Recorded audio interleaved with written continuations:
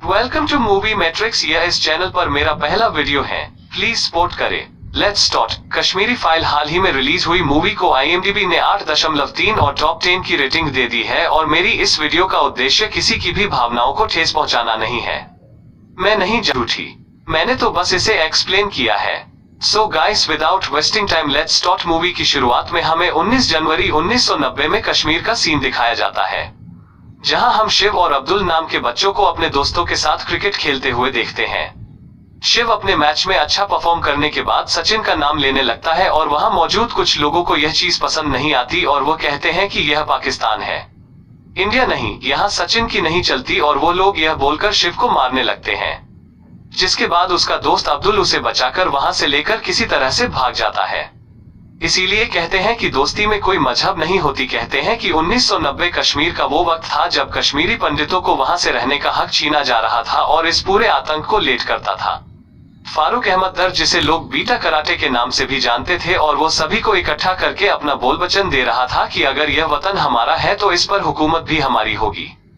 दूसरी तरफ हम एक लेडी को देखते हैं जो कि अपने बीमार बच्चे को डॉक्टर के पास लेकर जा रही थी। तभी वहां मौजूद पुलिस उसे कहते हैं कि आगे मत बढ़ो, वहां खतरा है। कि तभी सामने से एक टेररिस्ट उस पुलिस वाले को शूट करके मार देता है और उस लेडी से कहता है कि मैं तुम्हारी बेटी की शादी अपने छोटे भाई से कराऊंगा, जिस वजह से वो लेडी उसकी मुंह पर थूक देती है और वो आदमी गुस्से में आकर उसे शूट कर देता है, जिस वजह से उसकी बेटी काफी डर जाती है और जोर जोर से रोने लगती है। नेक्स्ट सीन में हम एक पंडित को देखते हैं जिसका नाम पुष्कर था और वो अपने पोते शिव को ढूंढ रहा था क्योंकि वो अब तक घर नहीं लौटा था। फिर वो उसे मिल जाता है और वो पंडित यानी कि पुष्कर शिव और अब्दुल को साथ लेकर जा रहे थे। तभी पीछे से एक आर्मी की जीप आती है और कहते हैं कि मेरे साथ चलो क्योंकि माहौल गर्म है, तुम्हें कोई नुकसान ना पहुंचा दे। बट अफसोस वो आर्मी की जीप आधे रास्ते में ही ब्लास्ट हो जाती है। दूसरी तरफ हम पुष्कर के घर को देखते हैं जहां बीटा कराटे अपने आतंकवादी दोस्तों के साथ पुष्कर के घर में घुस आए थे और वह शिव के फादर को ढूंढ रहे थे, जिस वजह से शिव के फादर गेहूं के ड्रम में छिप जाते हैं। लेकिन तभी बीटा कराटे को उसके वहां छिपे होने की खबर मिल जाती है और वह भी उसी ड्रम में गोलियों से भून देते हैं। वहां बैठी शिव की मां, जिनका नाम शारदा था, वो यह सब अपनी आंखों से देखकर काफी डर जाती है और तभी वहां पर पुष्कर भी आ जाता है, जिस पर बीटा कराटे शारदा को उसके पति के खून से रंगे चावल को खाने के लिए फोर्स करता है और कहता है अगर तुमने इसे खा लिया तो मैं तुम्हें और तुम्हारे बच्चे को जिंदा छोड़ दूंगा। और फिर इसी के साथ कहानी पहुंच जाती है प्रेजेंट के डे में, जहां हम ब्रह्मा दत्ता नाम के एक आदमी को देखते हैं जो कि अभी भी कश्मीर में रह रहा था और यहाँ पर उसे मिलने पुष्कर का छोटा पोता कृष्णा पंडित वहां आता है जो कि अब दिल्ली में रह रहा था। लेकिन वो अपने साथ अपने दादाजी यानी कि पुष्कर की हस्तियों को लेकर आया था क्योंकि अब उनकी डेथ हो चुकी थी। कृष्णा के वहां आने पर कुछ और लोग भी वहां आ जाते हैं जो कि पुष्कर के भी कभी दोस्त हुआ करते थे और उनके दोस्तों में थे महेश जो कि एक डॉक्टर, हरीश अपने वक्त में DGP थे और एक दोस्त जो कि एक जर्नलिस्ट था। लेकिन कृष्णा को अपनी मॉम डैड की डेथ के बारे में कुछ भी पता नहीं था कि उनकी डेथ कैसे हुई थी और कब हुई। उस बेचारे को ऐसा लगता था कि उसकी मॉम डैड की डेथ एक एक्सीडेंट में हो गई। और फिर इसी के साथ सीन शिफ्ट होता है दिल्ली के JNU यूनिवर्सिटी में। यहाँ कृष्णा ऑडिटोरियम में बैठा प्रोफेसर राधिका के लेक्चर सुन रहा होता है। राधिका यहाँ पर बैठी बहुत सारे स्टूडेंट को भड़का रही थी कि उन्हें कश्मीर को आजादी दिलानी है और कश्मीर को इंडियन गवर्नमेंट से खतरा है। और यह उसी टाइम की बात है जब आर्टिकल 370 को कश्मीर से हटाया गया था, लेकिन बहुत सारे लोग इसके अगेंस्ट थे, including professor Radhika. Professor Radhika को भी ऐसा लगता है कि कश्मीर को इंडिया का परत नहीं होना चाहिए था और वो यह भी बताती है कि 1990 में कोई भी जेनोसाइड नहीं हुआ था और न ही किसी पंडित को मारा गया था। और उसकी बातें सुनते सुनते कृष्णा को भी यह सब सच लगने लगता है, जिसके बाद कृष्णा अपने कॉलेज के प्रेसिडेंट इलेक्शन में खड़ा होता है और इसी चीज का फायदा उठाते हुए राधिका कृष्णा को मैनिपुलेट करके अपने साइड करती जा रही थी। और फिर से एक बार सीन पास्ट की तरफ चेंज होता है और हमें 1980 का सीन दिखाया जाता है। यहाँ पुष्कर ब्रह्मा दत्ता से मिलने जाता है क्योंकि वो एक IAS ऑफिसर था। वो उससे बोलता है कि कश्मीरी पंडितों को प्रोटेक्शन की काफी जरूरत है और खास करके मेरे बेटे को, क्योंकि उसकी बेटे को बीटा कराटे ने इंडियन पुलिस के मुखबिर करार दिया है, यानी कि हिंदुस्तानी जासूस। यह सब सुनने के बाद ब्रह्मा दत्ता कहता है कि ठीक है, मैं कुछ करता हूँ। फिर ब्रह्मा दत्ता और पुष्कर रास्ते में जा रहे थे तो पुष्कर उतरकर सब्जी लेने लग जाता है तो वो सब्जी वाला पुष्कर को पैसे रिटर्न करते वक्त उसे पाकिस्तानी करेंसी दे देता है। जिस पर पुष्कर को यह बात अच्छी नहीं लगती तो वो सब्जी वाला कहता है कि जिस कंट्री में रहोगे उसी की करेंसी मिलेगी ना। यह सब देखकर ब्रह्मा को वहां पर गुस्सा आता है और वो उसे जेल में बंद करवा देता है। जिसके बाद ब्रह्मा वहां के सीएम से पंडितों की सेफ्टी के बारे में बात करने जाता है, जिस पर वो उन्हें ही दोषी करार देते हैं और कहते हैं कि तुम यहाँ के आईएएस हो और शांति बनाए रखना तुम्हारा काम है। इसलिए सीएम उसकी बातों को इग्नोर करके आगे बढ़ जाता है और तभी हम देखते हैं कि सीएम बीटा कराटे से कुछ बात कर रहा था। इसका मतलब आप यह समझ ले कि सीएम खुद बीटा कराटे से मिला हुआ है। और फिर इसी के साथ सीन शिफ्ट होती है परसेंट के डे में, जहां पर ब्रह्मा की वाइफ कृष्णा को उसकी मॉम डैड की तस्वीर दिखा रही थी, क्योंकि कृष्णा ने आज तक उन्हें नहीं देखा था। बिकॉज जब लोग कश्मीर से भागे थे तो उनके पास इतना भी वक्त नहीं था कि वो लोग अपने साथ कुछ सामान ले जा पाते। अब यहाँ पर ब्रह्मा जेनोसाइड के बारे में कुछ बोलता है तो कृष्णा उसे बोलता है कि कोई भी जेनोसाइड नहीं हुआ था, यह सब बस एक र्यूमर है। और उस रात 5 लाख कश्मीरी पंडित नहीं बल्कि सिर्फ 2 लाख कश्मीरी पंडित कश्मीर छोड़कर निकले थे और उन्हें मारने वाले भी आर्मी के लोग ही थे। और वो कश्मीर के लोग जो टेररिस्ट बन रहे हैं उनका जिम्मेदार भी हम लोग ही है।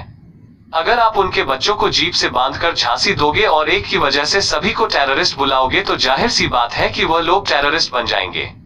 ब्रह्मा को कृष्णा की यह सब बात सुनकर काफी गुस्सा आ जाता है और फिर वो कृष्णा को फ्लैशबैक में ले जाता है और स्टोरी एक बार फिर पहुंच जाती है उसी रात में जब बीटा कराटे शारदा को उसके पति के खून से लिपटे चावल खाने को बोल रहा था।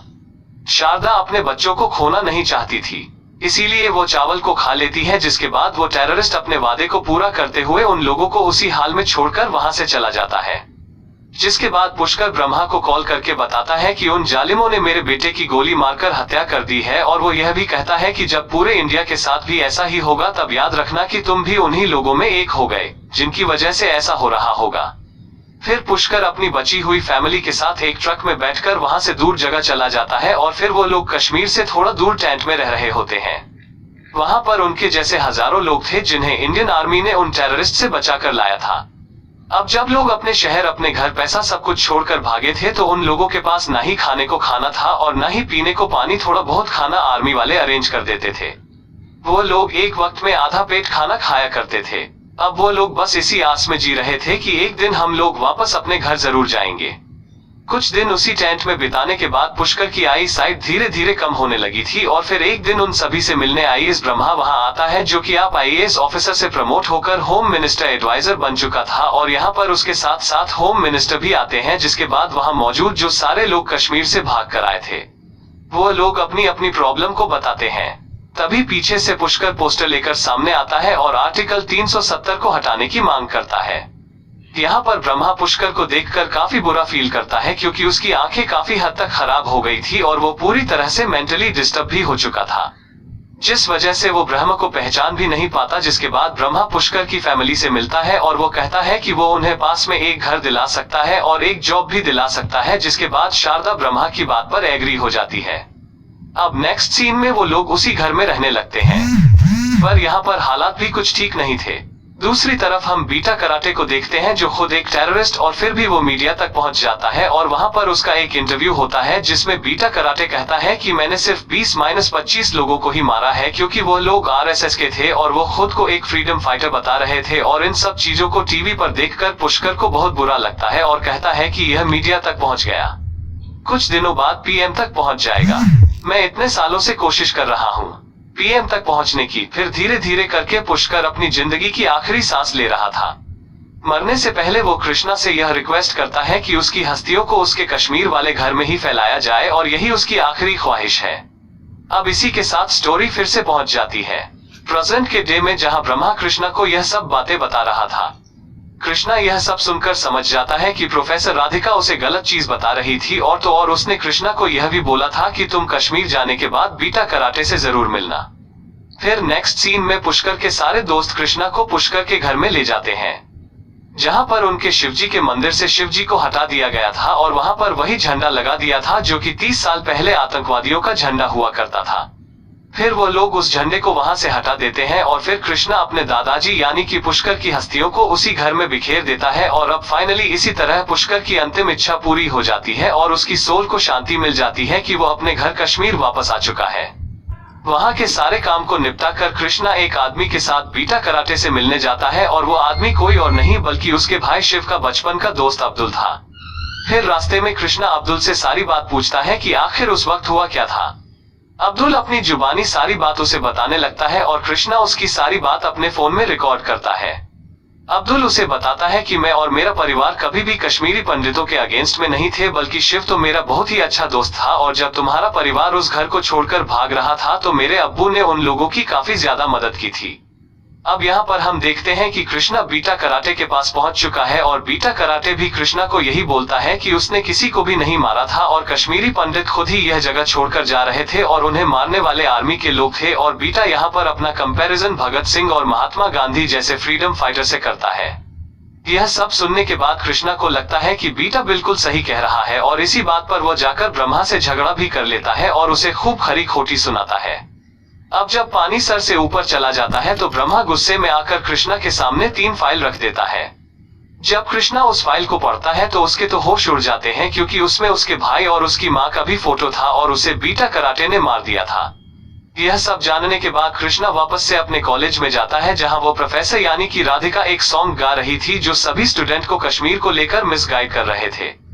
फिर राधिका कृष्णा को स्पीच देने को बोलती है, क्योंकि वो उस कॉलेज का प्रेसिडेंट बनने वाला था और अब वो वक्त आ जाता है जब कॉलेज की सारे लोगों को सच मालूम चलने वाला था। कृष्णा माइक लेकर कहता है कि बहुत साल पहले एक ऋषि मुनि कश्मीर गए थे जिनका नाम था ऋषि कश्यप, और उन्होंने वहां पर काफी वक्त तक श्रद्धा की और ज्ञान हासिल किया और उन्हीं के नाम पर इस स्टेट का नाम कश्मीर पड़ा। और ऐसे ही बहुत सारे ऋषि मुनि और ज्ञानी लोग कश्मीर गए और वहां पर बहुत सारी रिसर्च की और इसी तरह बहुत सारे पंडितों ने मिलकर कश्मीर को बसाया। पर एक दिन वहां पर कुछ टेररिस्ट आए जो कि शुरू में तो वहां पर शरण लेने के लिए आए थे और कश्मीरी पंडितों ने उन्हें रहने दे दिया, और धीरे धीरे करके उन्हें पता चला कि कश्मीर कितना ज्यादा खास है और फिर उन्होंने वहां पर कश्मीरी पंडितों पर ही अटैक करना शुरू कर दिया। उन्होंने कश्मीरी पंडितों को मारा, उनसे जबरदस्ती करना पड़ गया। जबकि इस्लामिक बुक में यह लिखा है कि किसी को भी जबरदस्ती कलमा पढ़वाना या मुसलमान बनाना मना है, लेकिन उन जालिमों ने सिर्फ पंडितों को ही नहीं मारा बल्कि मुस्लिम भी उनके खिलाफ आवाज उठाते थे, उन्हें भी मार दिया जाता था और उसे इस्लाम का दुश्मन करार दिया जाता था। और इसी तरह उन्होंने धीरे धीरे मेजोरिटी में रहने वाले कश्मीरी पंडितों को वहां पर मनौती में बदल दिया और बाकी की 5 लाख पंडित वहां से भाग गए, जिस वजह से बहुत सारे हिंदू मुसलमानों के बीच की दोस्ती टूट गई। आज तो हमारे पास पूरी पावर है कि हम लोग वहां वापस से जाकर रह सकते हैं और कोई हमें ऐसा करने से रोक भी नहीं सकता। बट कश्मीरी पंडितों को उनके ही घर से निकालकर भगा दिया गया और वह लोग अपने घर जा भी नहीं सकते थे। उसकी पूरी स्पीच में लोगों ने उसे कई बार रोकने की कोशिश भी की, पर अब कृष्णा का सच समझ में आ गया था और वो इसीलिए बिना रुके बोलता गया। कृष्णा यह भी कहता है कि हमारी नेता लोगों को सिर्फ मसाला चाहिए, उन्हें बस इंडिया पाकिस्तान करने वाला चाहिए, लेकिन कोई भी भुखमरी की बात नहीं करता, फिल्म की बात नहीं करता, और हमारे भोले भाले हिंदू मुसलमान भाई उनकी बातों में आकर आपस में लड़ मर जाते हैं। जिसके बाद कृष्णा रोते हुए अपनी माँ यानी कि शारदा और अपनी भाई शिव की स्टोरी बताता है और इसी के साथ कृष्णा की स्पीच फ्लैशबैक में पहुंच जाती है, जिस दिन उसकी माँ और भाई को मारा गया था। यहाँ पर हम देखते हैं कि पुष्कर अपनी फैमिली के साथ घर में रह रहा होता है और फिर एक दिन बीटा कराटे और उसके लोग यहाँ पर आर्मी की ड्रेस में आ जाते हैं और उस पूरे एरिया पर भी कब्जा कर लेते हैं जिसे आईएएस ब्रह्मा ने उन लोगों को रहने के लिए दिया था। बीटा वहां पर कब्जा करते ही शारदा को मोलेस्ट करना शुरू कर देता है और फिर एक के बाद एक सभी को मौत के घाट उतार देता है, और इसी के साथ यह मूवी यहीं पर खत्म हो जाती है। तो दोस्तों, इस वीडियो को खत्म करने से पहले मैं आपको एक बात बताना चाहूंगा, मैंने तो बस इस मूवी की स्टोरी को एक्सप्लेन किया है, बाकी आप खुद समझदार हो। और जो लोग भी मेरे चैनल पर नए आए हैं, इस वीडियो को लाइक करके मेरे चैनल को जरूर सब्सक्राइब करें। यह इस चैनल पर मेरा पहला वीडियो है और मुझे कमेंट करके जरूर बताएं कि इस स्टोरी के बारे में आप क्या सोचते हो। फिर मिलता हूं किसी और मूवी एक्सप्लेनेशन के साथ। Thank you.